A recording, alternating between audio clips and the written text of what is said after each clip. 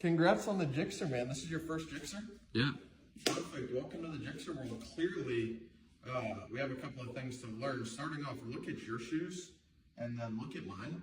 You're wearing slides. Exactly. If you could take those off, I actually bought you a pair. Toss these guys on. And then same deal with the pants. Pants are a little bit too protected. Slide those guys off. Toss these on. A little bit more airflow. And then, what is that on your head? A helmet? Yeah, why are we wearing a helmet? How much do you spend on this? $500? That's way too much money to spend on safety. Come on. And then as far as riding goes, just a couple of things to note. I saw you pulling out of the parking lot. Your clutch control was horrible, which is a really good start. Big thing is I need you to lay on the throttle a little bit more. We just want to make everyone around us as mad as possible. And then I know, have you learned about any like the bike rules in the community? No. Okay, good. Hey, buddy. I know you think your loud exhaust is super cool on your little crotch rocket, but it's 10 a.m. in a residential neighborhood.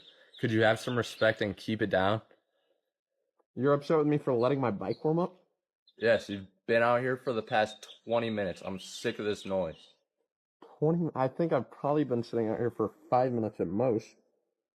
I've literally been out here for like 5 minutes. All right. How about you get out of here, or I'm going to call the cops. How do you expect me to leave if you took my key? I don't know. I just need you to be out of here right now because I'm so sick of this bike. You do this every single morning. I let my bike warm up every morning? Yeah, you don't hear other people out here making all this noise? Yeah, You're the because other only people one. don't ride motorcycles. Matter of fact, call the cops. You stole my key. Yeah, sure. They're going to care about me taking your key when you're out here being a disturbance to everyone in this neighborhood. You think they care about my loud bike more than you being a thief? Do you remember the guy from this video? You may think you're cool, but you're a fucking dick. But I'd like to see you get spread out all over this fucking highway. That is a video of me minding my business at a stoplight when a man hops out of his car and starts screaming death threats at me. A lot of the comments on that video were siding with the man because they didn't see what led to it, and it's always the motorcyclist's fault.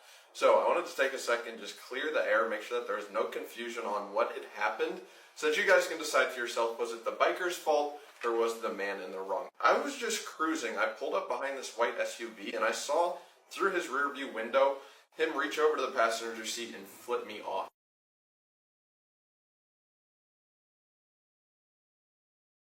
I wanted to avoid any escalation of the situation, so I lane split in between him and a couple other cars just to exit the situation. Lane splitting is legal in most states. I wasn't really putting anyone at risk. I stopped thinking anything of it. I pulled up to the next stoplight, sitting there minding my business, and he started. Facebook Marketplace needs to be banned because tell me why I drove 6 hours to go pick up this set of fairings. I bought a 2022 S1000RR for $13,000. Now, when I bought it, this fairing, and this fairing are all scratched on it from a low-speed wreck. Now, from my estimates, the right buyer will pay $19,000 for that S1000. If we subtract the $13,000 that I paid for it, that's $5,000 in profit.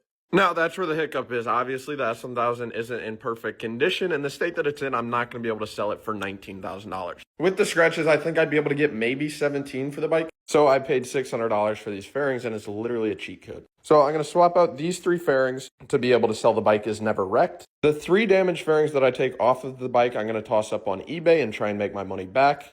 And then all the rest of these fairings are going to be listed on eBay as well. And all those are literally just going to be profit.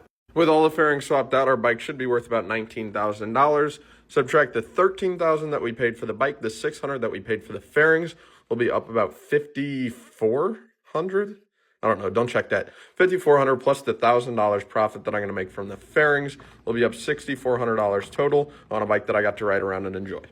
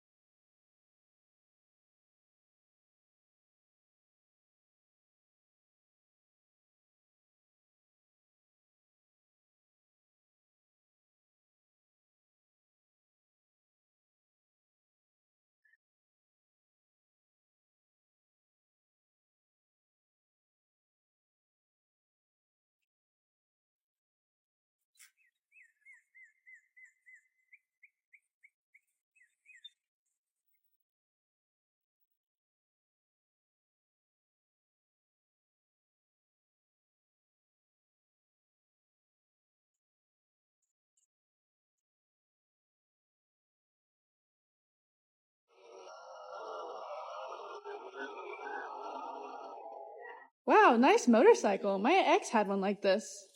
Really? Your ex had an S1000? Yeah, but his was a little different. It might have been fake. Fake? What do you mean?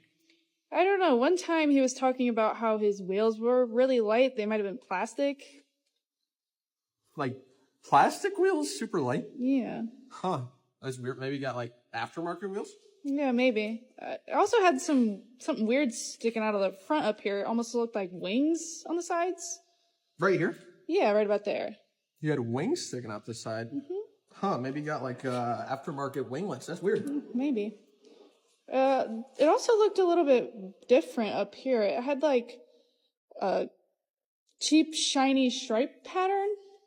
All this was like cheap, shiny, and like striped? Yeah, Huh. Maybe it was just like old faded plastic or something. That's weird. could be. What else did he do it? He had like, different stickers up here too, I think. I think he changed the stickers on them.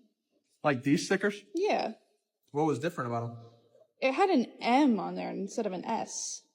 Right. It said M1000? Yeah, Your ex had an M1000RR? I guess, yeah. Okay. We can probably be done then. Oh, 36 million views, 30,000 comments, and the most popular comment on that video is about how I converted my S1000 to a diesel. I was filling up my super bike with diesel instead of a regular 93 octane. There were comments asking me if I converted my S1000 to a diesel. There was one comment from an older lady asking if they made diesel bikes, and someone responded to the comment saying, yes, my bike is a diesel, it's just not very common. I just wanted to address the whole situation. So, no, my bike is not a diesel. I run regular 93 octane in my S1000. It's not converted. It's not some special bike. It's a normal S1000 that runs 93 octane. As far as why I'm filling up my bike with diesel instead of regular 93 octane in that video, basically that green pump is the 93 octane. I was at a Shell gas station. Shell's main color is green. I don't know exactly why they did it, but they put the green on the regular gas and put the black on the diesel.